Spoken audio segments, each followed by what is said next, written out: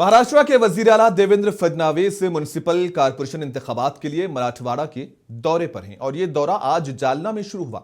वजीर आला देवेंद्र फडणवीस ने म्युनिसिपल इंतखाबात के लिए बीजेपी के उम्मीदवार की तशहीर के लिए एक रैली से खिताब किया।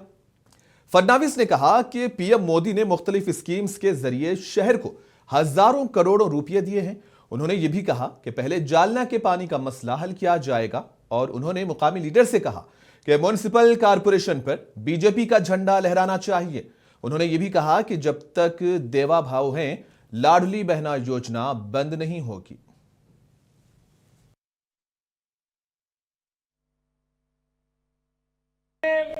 आणि मग ही योजना कशी पुढे चालवायची असा प्रश्न होता। इतकी मोठी योजना, त्याचं विजेचं बिलच इतकं मोठं होतं की ते बिल आपल्या या महानगरपालिकेने कसं भरायचं असा प्रश्न होता। आणि म्हणून कैलास भाऊंनी मगाशी सांगितलं, रावसाहेब आमच्याकडे आले, मी स्वतः ऊर्जा मंत्री होतो, माझ्याकडे खातं ठेवलं होतं। रावसाहेब आणि सगळ्या लोकांनी सांगितलं, काही करा, हे विजेचं बिल आम्हाला परवडत नाही, हे विजेचं बिल भरलं नाही तर एवढी मोठी योजना करू नये, पिण्याचं पाणी त्या ठिकाणी येणार नाही। आणि म्हणून आम्ही निर्णय केला आणि त्या ठिकाणी सौर ऊर्जा प्रकल्पाला आम्ही मान्यता दिली, 100 कोटी रुपये दिले। मला सांगताना आनंद वाटतो, आता दरवर्षी तुमचे 40 कोटी रुपये या ठिकाणी वाचणार आहेत आणि जालना शहराला पाणी पुरवठा हा नियमित त्या ठिकाणी होणार आहे। आपल्याला कल्पना आहे, हे शहर एक अत्यंत महत्वाचं अशा प्रकारचं शहर आहे। या ठिकाणी मोठ्या प्रमाणात स्टील इंडस्ट्री आहे, पोलाद आणि लोखंड तयार होतं आणि म्हणून या ठिकाणी मागच्या काळामध्ये आपण ड्रायपोर्टची निर्मिती केली, समृद्धी महामार्गाची निर्मिती केली। मी 5-10 वर्षापूर्वी सांगायचो, ज्यावेळी समृद्धीचं काम सुरू केलं की पुढच्या काळामध्ये संभाजीनगर आणि जालना हेच आमच्या इंडस्ट्रीचं मॅग्नेट होणार आहे। त्यावेळी लोकांना ते खरं वाटत नव्हतं, पण आज हे होत आहे। इतक्या मोठ्या प्रमाणात गुंतवणूक येते। शिवसेना यूबीटी के रुकने पार्लियामेंट संजय राउत ने कहा कि म्युनिसिपल इंतखाबात के खतूत पर शिवसेना शिंदे ग्रुप और बीजेपी के दरमियान जारी रस्साकशी बहुत संगीन है और उम्मीदवारों के साथ किया जाने वाला सुलूक और उसके लिए मिशनरी का गलत इस्तेमाल भी तशवीशनाक है। संजय राउत ने उद्धव ठाकरे और राज ठाकरे से मुताल्लिक देवेंद्र फडणवीस के हालिया तबसरे पर भी अपना रद्द-ए-अमल जाहिर किया। देखिए, कार्टूनिस्ट और कैमरामैन की युति, ये अगर देवेंद्र फडणवीस को बहुत दर्द देता है तो ये कला का अपमान है, संस्कृति का अपमान है। एक कार्टूनिस्ट जो राज ठाकरे जी है, एक कार्टूनिस्ट होना आसान बात नहीं। बाला साहब ठाकरे भी कार्टूनिस्ट रहे, आर.के. लक्ष्मण रहे, हाँ, बहुत बड़े बड़े कार्टूनिस्ट देश में और विश्व में हुए हैं। और उद्धव ठाकरे जी जो कैमरामैन है, वो कैमरामैन होने के लिए बहुत पढ़ाई लिखाई करनी पड़ती है, जो आपके पास वो क्षमता नहीं है। अगर बात कार्टूनिस्ट की और कैमरामैन की है तो खुद हिंदू हृदय सम्राट बाला साहब ठाकरे विश्व के जाने माने कार्टूनिस्ट थे और अटल बिहारी वाजपेयी कवि थे। तो उस जमाने में एक कार्टूनिस्ट और कवि की युति हो गई थी, तो उसके ऊपर भी आपको दर्द है क्या? देखिए, महाराष्ट्र कांग्रेस के सदर हर्षवर्धन सबकल ने इल्जाम लगाया कि इलेक्शन कमिश्नर और हुकूमत की मिलीभगत है। उन्होंने कहा कि इस मर्तबा चुनाव से पहले ही सौदेबाजी हो रही है। सबकल ने मजीद कहा कि इख्तिदार और पैसों के दम पर उम्मीदवारों को धमकाया जा रहा है। चुनाव आयोग और सरकार की मिलीभगत और व्यवस्था भी उनके साथ है। जो सौदेबाजी होती है, जो सौदेबाजी चुनाव के बाद जो होती रहती है, तो इस बार चुनाव से पहले ही बदकिस्मती से वो देखी गई, पाई गई। और निर्विरोध आने में जो एक षड्यंत्र है, वहां पर वास्तव में किसी की लोकप्रियता के कारण ये नहीं हुआ है, तो उनको धमकाकर सत्ता जो है उसका इस्तेमाल करते हुए, पैसे का इस्तेमाल करते हुए निर्विरोध चुनाव करने का एक गलत काम ये सत्ताधीशों ने किया है। मगर कॉन्स्टिट्यूशनली वोटिंग ये हर आदमी का एक अधिकार है, ये नागरिक है, नागरिक इसलिए वो मतदाता है, तो नागरिक का अधिकार भी इसमें कहीं ना कहीं छीने जा रहा है। तो इसमें से किसी को वोट नहीं, नोटा जो है वो नोटा की मशीन उस दिन तमाम बूथ पर लगाई जाए और लोगों को उनका जो वोटिंग का हक है उसको अदा करने की इजाजत दी जाए। मुंबई कांग्रेस की सदर वर्षा गायकवाड़ का कहना है कि बल्दियाती इंतखाबात में मजहब, इलाके और जबान की सियासत का गलबा है। वर्षा गायकवाड़ ने कहा कि तरक्की के मौजू पर बात ही नहीं की जा रही है।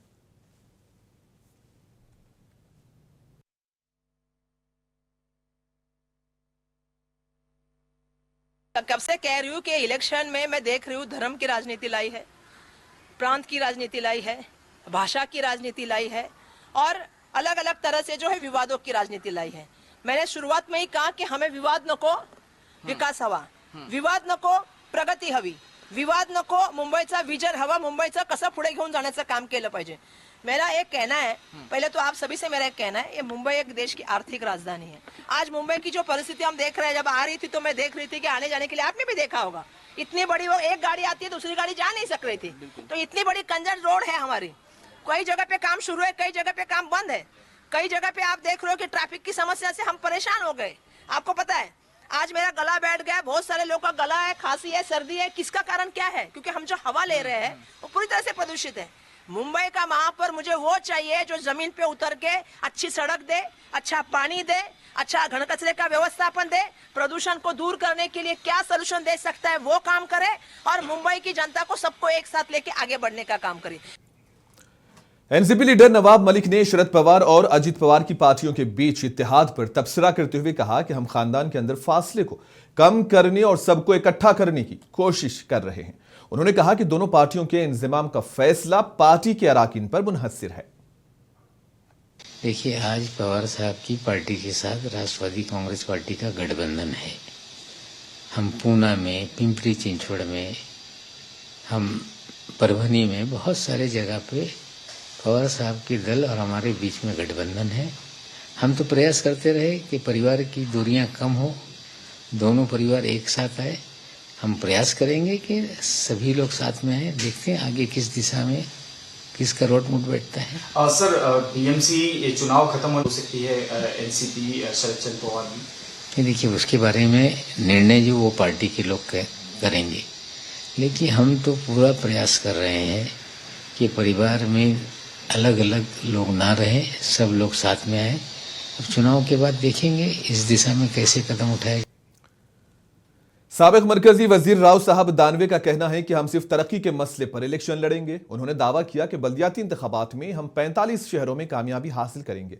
उन्होंने ये भी यकीन जाहिर किया कि पहला मेयर बीजेपी से होगा। चीफ मिनिस्टर देवेंद्र फडणवीस भी जालना का दौरा कर रहे हैं।